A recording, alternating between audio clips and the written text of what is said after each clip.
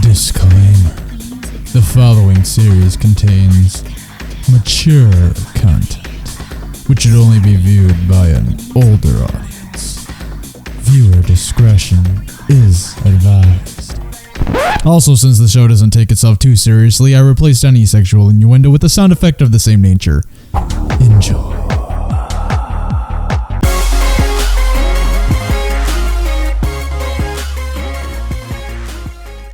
I never thought I would see the day when I would watch an anime entirely about wanting to have as much as possible. While I have seen series like Panty and Stocking with Garter Belt and ecchi heavy series like Trinity 7, when the concept of the show in its entirety is about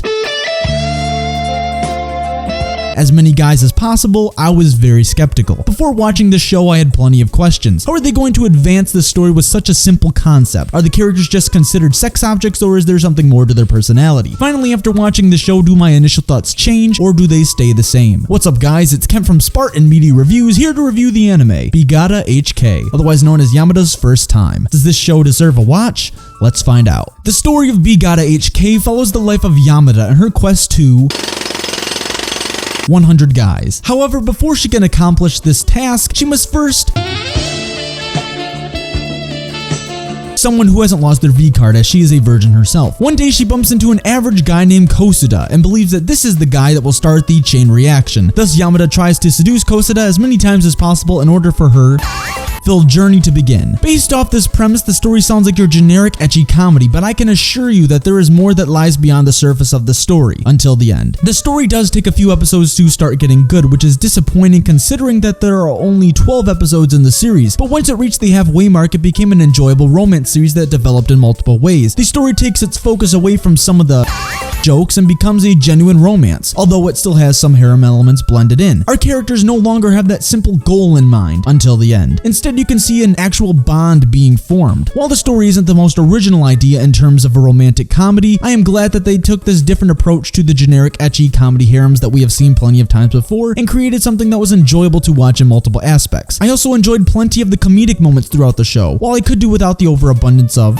jokes and innuendos, the moments where the comedy and story progression shined was when the true romance came into play. I want to talk about the last two episodes by themselves, as they stray away from what I was expecting the series to progress into. If I wasn't aware that this was an ecchi, I would have sworn that this was an actual hentai based on these two episodes alone. To be honest, watching those last two episodes felt very awkward, and I really didn't like them at plenty of points. While I believe the comedy was well done, the scenes around said comedy were rather unpleasant. Gata HK is a true tease type of series. With no true ending on their part, as there is no true resolution, I kinda laughed at how weird I felt after watching the last two episodes. Overall, the story to Gata HK was a nice surprise, as it changes its focus to something better. While I dislike the personalities of the characters in this series, as they are the true definition of one-dimensional, they soon progress to become something a lot better. While Yamada keeps her filled personality the entire time, she soon comes to realize that there is more to men than just a bird and two in the bush. In terms of development, I wouldn't say our characters advance very much from the beginning. Aside from Yamada changing her ideas on love and Kosuda opening up more, the rest of the cast rinse and repeat what they were in the beginning, similar to the style of Nisekoi. I did enjoy the interactions between them, but I do wish they progressed as the series advanced. Even though Kosuda was a one-dimensional character, I could kind of relate to him in a way. The one aspect I loved about his personality is that he cares very much about his craft of photography. As an aspiring media broadcaster myself, I am very passionate about what I do as well. Seeing this translate into a character on screen made me like his personality even more, even if he barely developed as the series progressed. Overall, the characters and their interactions were fun to watch, but development was pretty much non-existent. Gata HK was produced by Hell Filmmaker with help from many other different companies as well. While the majority of the animation is rather simplistic and below average, certain scenes and backdrops look very nice. While there isn't much substance on the screen for plenty of moments during the show, it does a nice job when interactions were present. Obviously, I can't say much about the fan service, as it is considered an ecchi with a heavy emphasis on sexual connotations, but I can't say I was a fan of this particular aspect. The highlight of the animation is definitely in its opening and ending. While simplistic in nature, the chalk art interacting with Yamada during the opening adds a certain charm to both her character and story. The ending is also creative, in a sexual innuendo kind of way. The soundtrack to B Gata HK was nothing special. It worked with the scenes provided, but there really is no replay value to speak of. I really enjoyed listening to both the opening and ending as they are extremely catchy. When it comes to the dub of this series, the Ghost Stories dub from ADK Films would have done this show so much justice. While Funimation's dub is very well done, consisting of a great voice cast of Brittany Karbowski, Jeremy Lee, Ian Sinclair, and plenty of others, I think the show would have done better if more comedy were present in both its scripting and voice acting. Considering the nature of the story, it would have been hilarious to hear more one-liners and punchlines, but the original was done nicely. Overall, I believe that the soundtrack was below average and the dub was only okay as well. Now, with everything that I have said, do I recommend watching B Gata HK? Yes. Before watching the show, I thought that the series would be another cash grab of the cheesy ecchi harem series that we see every single season. However, I liked the way that the story progressed out of its sexual concepts and became a decent romance. While everything about the series is only okay, I was thoroughly entertained and had a lot of fun watching this series. B Gata HK did a good job of progressing its story. However, I do wish that there was some character development. The animation and soundtrack could have been done a lot better as well. Overall, if you were looking for an ecchi series that progresses in some romantic themes, then this show is right up your alley. Spartan Media Reviews gives B Gata HK a final score of 6 out of 10 and an average recommendation. If you were interested in watching B Gata HK, you can check out the series over on Funimation's website. And what are your thoughts on B Gata HK? Comment below. If you enjoyed this review, hit that like button, I would really appreciate it. You can also subscribe to my channel if you haven't yet, I would really appreciate that as well. Follow me on Twitter and Hummingbird to keep up to date with the current things that I am doing, and with all that said, I will catch you guys in my next review.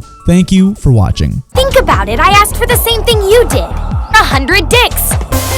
With our feelings, hearts, we could be